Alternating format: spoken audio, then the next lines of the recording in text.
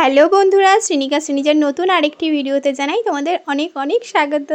আর শ্রীনিকা শ্রীনিজা এখন রেডি হয়ে গেছে, কারণ যাব আমরা একটা জায়গায়, আমার দিদুন বাড়িতে। আর দরজা খুলতে পারছে না, দেখো ওদের দরজা খোলা নিয়ে গন্ডগোল শুরু হয়েছে, কে আগে দরজা খুলবে। ওরা কিন্তু এমনই যে এক জায়গায় মানে একজন দাঁড়ালে সেই জায়গাটা ওরই লাগবে। ওদের যতই আমি ভালো জায়গা দিই না কেন, ওরা কিন্তু থাকতে চায় না। আর এই দেখো এখন ছোটোটা একটু দুষ্টুমি করছে, এখন দৌড়াদৌড়ি করছে। আর ওদেরকে ধরে নিয়ে এখন আমার যেতে হবে। ওর বাবা আসতে লেট করছে, আমরা ওয়েট করছি নিচে বসে। আর দেখো ছোটোটা যা শুরু করেছে সেটা তো তোমরা দেখতেই পাচ্ছ। আর আমাকে একদম ও যতটা ভালোবাসে তার থেকে ওর বাবাকে কিন্তু বেশি ভালোবাসে। আর ওখানে দেখেছো কতগুলো কুকুরগুলো দৌড়ে আসছে, ওই জন্য আমরা দৌড় দিয়েছি। আর এক্ষুনি দেখো ওদের বাবা স্কুটি বার করছে, আমরা চারজনে মিলে স্কুটিতে করে সব জায়গায় যাওয়া আসা করি, তোমরা তো আগেও দেখেছো ভিডিওতে। আর এই দেখো বাবার কোলে উঠতে কোনো ওদের মানে অবজেকশান নেই, বাবাকে কিন্তু খুব ভালোই বাসে ওরা। বাবাকে দেখলে আগেই দৌড়ে গিয়ে কোলে উঠবে, কিন্তু আমার কোলে উঠতে গেলে কান্নাকাটি পায়, কষ্ট হয়। অথচ যখন বাবার সামনে থাকে না তখন কিন্তু মা করে গলা শেখায়, মাই সব তখন। এটাই বুঝি হয় মেয়েদের সাথে। আমি কিন্তু খুব খুশি এই মানে এটা হওয়াতে। তো দেখো এখন চলে এসেছি আমার দিদুনের কাছে। আমার দিদুন অসুস্থ, তো ওই জন্য মেয়েদের দেখতে যেতে পারে না, সেই জন্যই আমি দেখতে এসেছি। আর আমার দিদুনকে আসা মাত্রই বোরোলিন কোথায়, টিপ, ঘরের কোথায় কী জিনিস, সব সাজুগুজু জিনিস বের করে দেখো দুজনে সাজিয়ে দিচ্ছে। কি আর করবে, বাড়িতে ছোটো কেউ নেই, আছে শুধু আমার দিদুন আর দাদুন থাকে।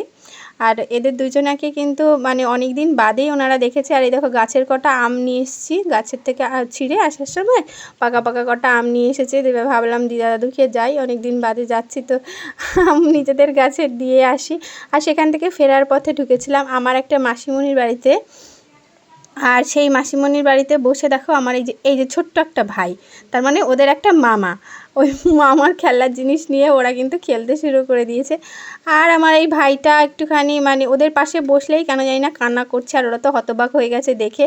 এরপরে বাড়ি চলে এসেছে, তোমরা কিন্তু পুরো ভিডিওতেই দেখেছো। ওদের মুড অফ, যাওয়ার সময় কিন্তু খুব এনার্জি ছিল, কিন্তু মাঝখানে সব জায়গায় গিয়ে মুড অফ। এর একটাই কারণ ছিল যে ওরা খুব আইসক্রিম খেতে চাইছিল। তো আগের একদিন আমি ঘুরতে নিয়ে গেছিলাম, তো সেদিনকে না ঘুরতে নেওয়ার কথা বলে চুল কাটাতে নিয়ে গেছিলাম। তো যাই হোক চুল কাটাতে পারলাম না, কান্নাকাটির জন্য চলে এসেছিলাম। আর সেদিনকে ঘোরা খাওয়া কিছুই হয়নি। তো পরের দিন আমার মানে ওদের বাবাকে বলছিল যে বাবা আমাদের তো ঘোরা হয়নি, আবার ঘুরতে নিয়ে যাবে, সেই জন্যই ঘুরতে নিয়ে গেলাম। আর ঘুরতে গিয়ে একটু খাবার টাবার না দিলে হয় না, বুঝেছো। বাচ্চারা যা করে আর কি, মনটা ওদের খারাপ হয়ে গেছে। তো ওদেরকে রেখে ওর বাবা গেল আইসক্রিম আনতে, যেহেতু আমরা ওদেরকে নিয়ে নামতে পারবো না। ওই দেখো আইসক্রিম নিয়ে চলেও এসেছে। আর দুজনে দেখো সাথে সাথে মুড ওদের ফ্রেশ হয়ে গেছে, মন টন ভালো হয়ে গেছে, ওই যে আইসক্রিম নিয়ে দাঁড়িয়ে আছে।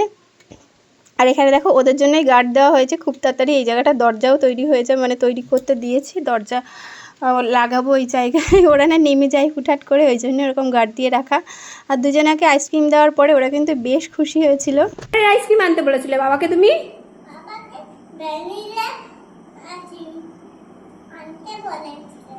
ও তাই ভ্যানিলা নিয়ে এসেছে বাবা?